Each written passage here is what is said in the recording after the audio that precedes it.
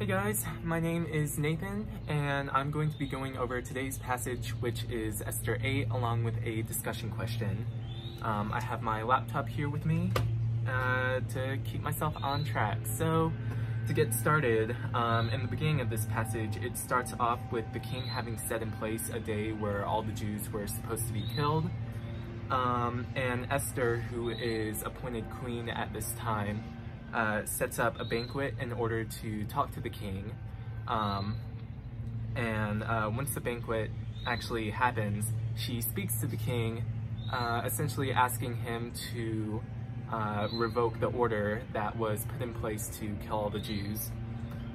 There was a certain risk involved in doing this since she herself was a Jew, so she could have potentially been killed by asking the order to be revoked. But what ends up happening is the king grants Esther's request, and letters are sent out which basically protect the Jews and give orders saying that they can defend themselves from anyone who tries to attack them. They basically have the protection of the king during this time. And it says at the end of this passage here, basically everywhere that the king's edict had reached, there was rejoicing.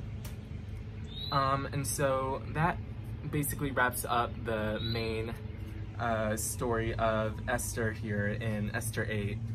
One of the questions that comes up is, how do Esther's actions point us to Jesus?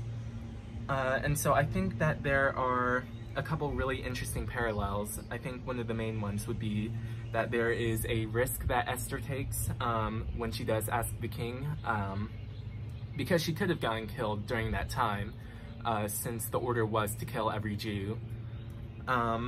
So she does take that risk, and I think likewise, Jesus not only took a risk, but to a greater extent, he sacrificed himself in order to save all of his people. And so I think Esther 8:6, I'll read that here. Let's see. Esther 8:6 says, and this is Esther speaking, "For how can I bear to see the calamity that is coming to my people? Or how can I bear to see the destruction of my kindred?"